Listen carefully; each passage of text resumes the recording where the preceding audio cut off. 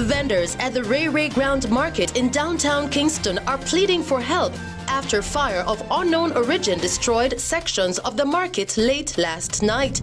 Manchester police are asking members of the public for their assistance to locate 32-year-old Angela GAYLE and her 4-year-old daughter, BRIANNA Walker. Jamaicans in the United States demand answers from New Jersey officials after reports surface that a 28-year-old Jamaican, Maurice Gordon, was killed by a New Jersey state trooper.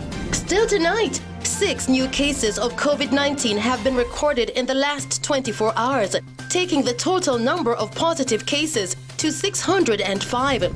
And UDC says it is preparing for the safe reopening of its attractions amid the COVID-19 pandemic.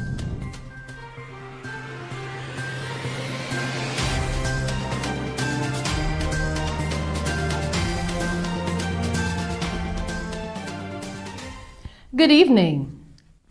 Vendors at the Ray Ray Ground Market in downtown Kingston are pleading for help after fire of unknown origin destroyed sections of the market located along West Street late last night.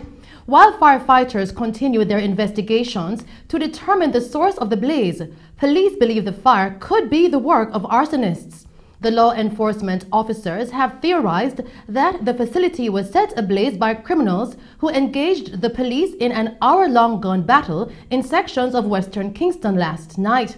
Now, Assistant Commissioner in charge of Area 1 at the Jamaica Fire Brigade, Andrew Russell, says they got the call regarding the fire at about 11:54 p.m. and dispatched 4 units. Upon reaching the location, it was engulfed by the flames.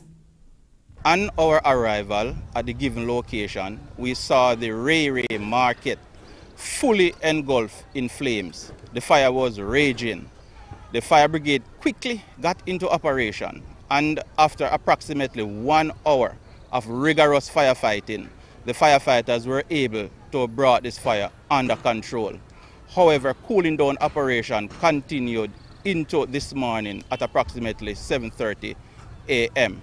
So far, our fire investigators are on location trying to determine how the fire started and also the nature of the damage.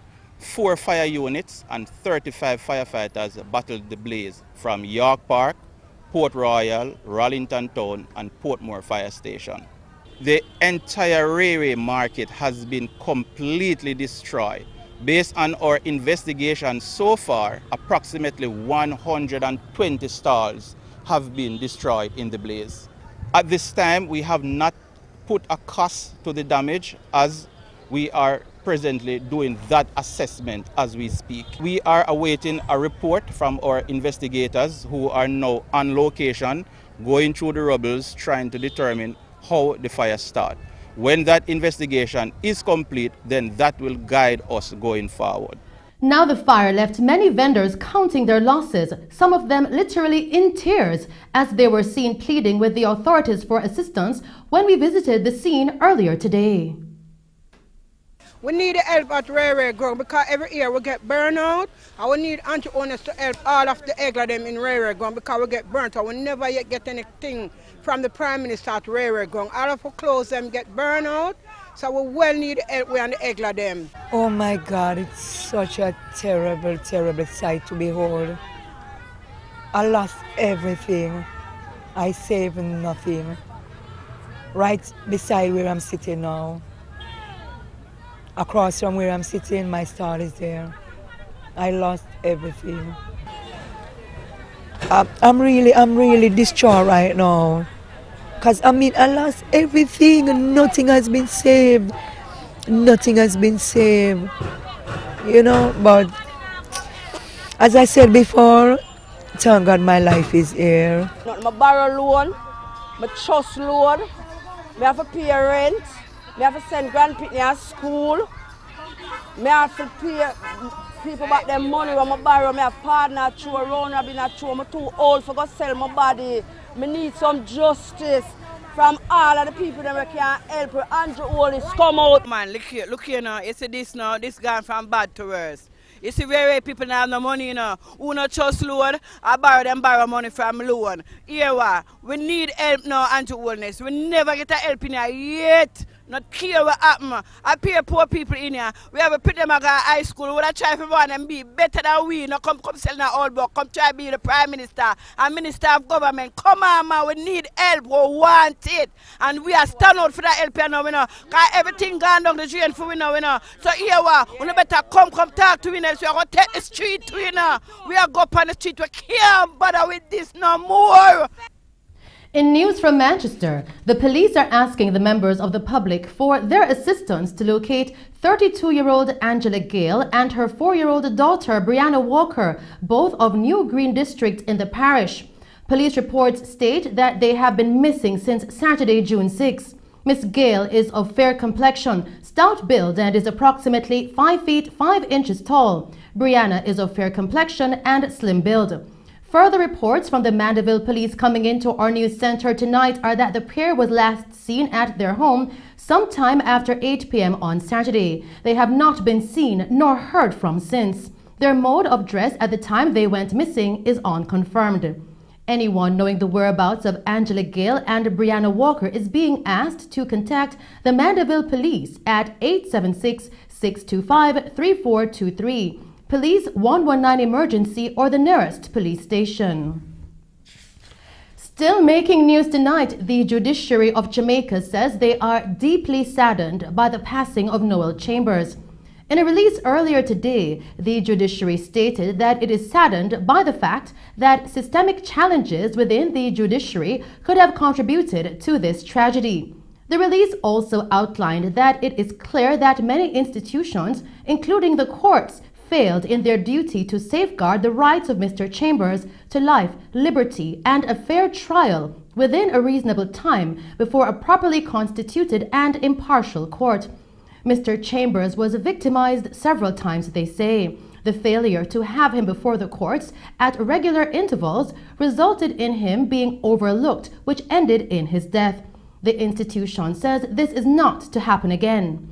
Acting Director of Client Services, Communications and Information at the Court Administration Division, CAD, Kadish Fletcher, says that the Chief Justice has established a mental health task force that is to look at the current law practices, policies and procedures relating to persons in custody with mental illness.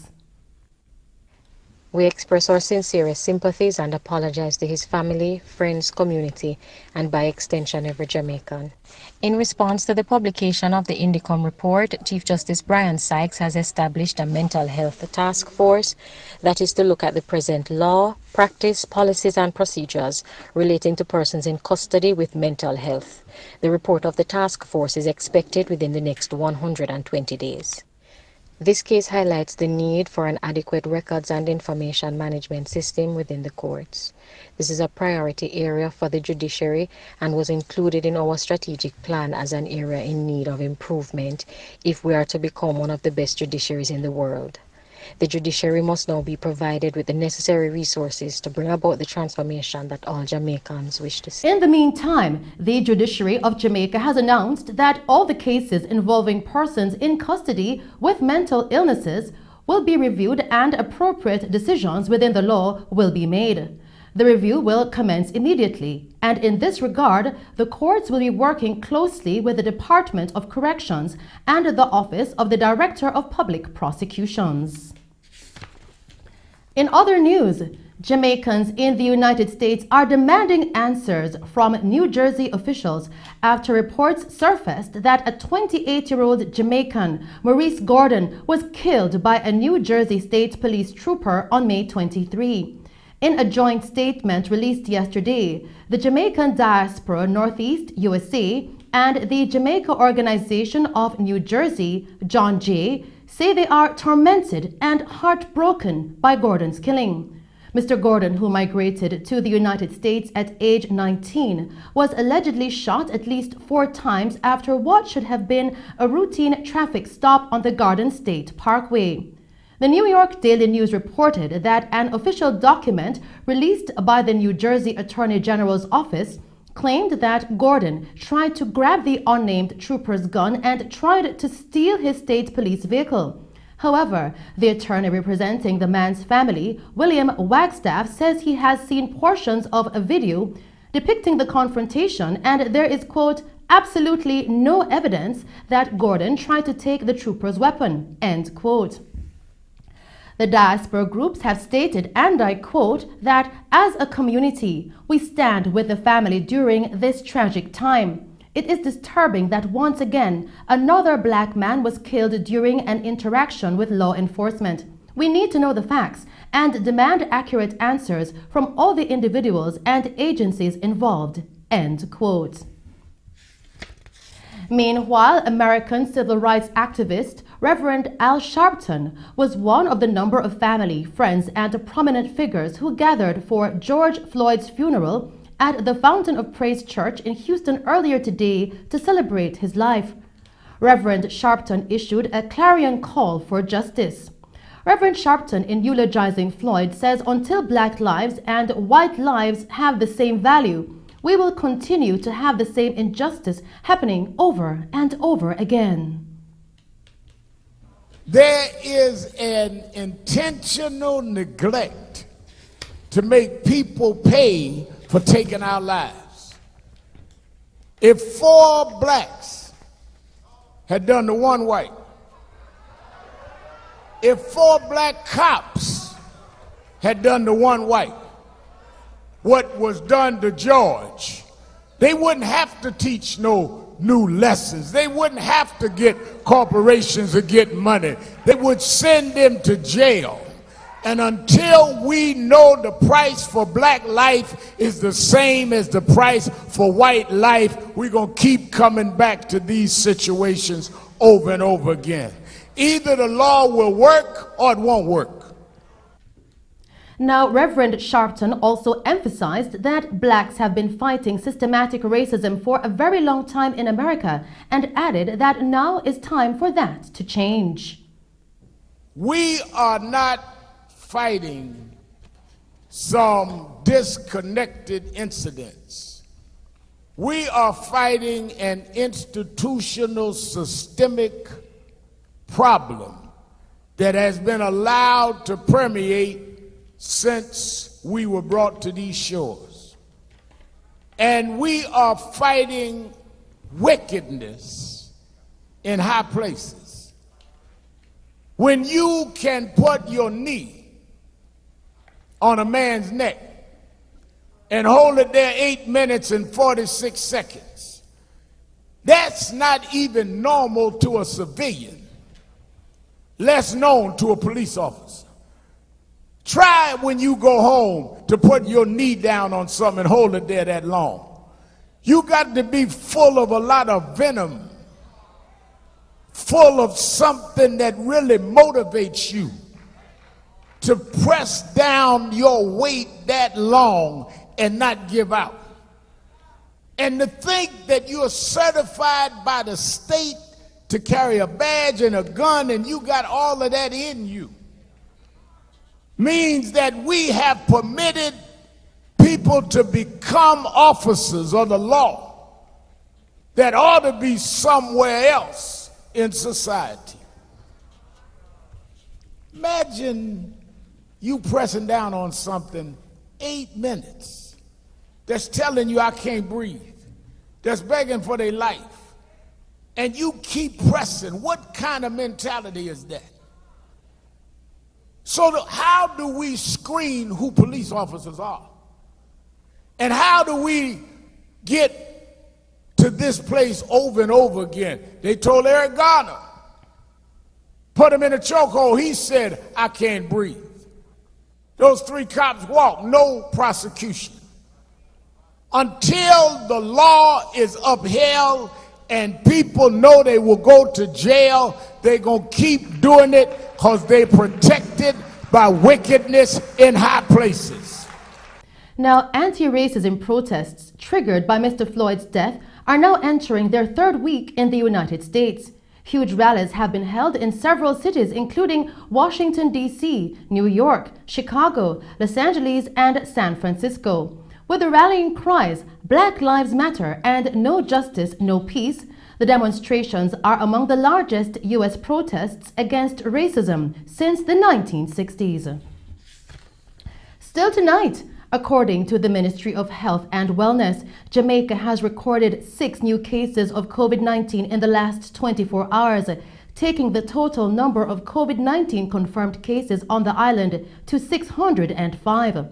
The 6 new cases are all imported. 3 came into the island on a flight from the United States, 1 on a flight from the United Kingdom, and 2 cases are from a cruise ship that arrived at the Falmouth Pier recently. The new cases reportedly range in age from 24 to 54 years and are comprised of 5 females and 1 male. Now, according to the Health Ministry, 2 of the persons have addresses in St. Elizabeth, while the others have addresses in Manchester, St. James, Portland, and St. Catherine.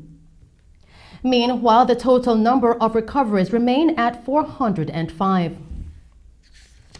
Now, with the island's ports now reopened to facilitate Jamaicans returning home, Prime Minister Andrew Holness has reported that close to 10,000 Jamaicans and non-nationals are expected to return home by the end of the month under the government's controlled re-entry program.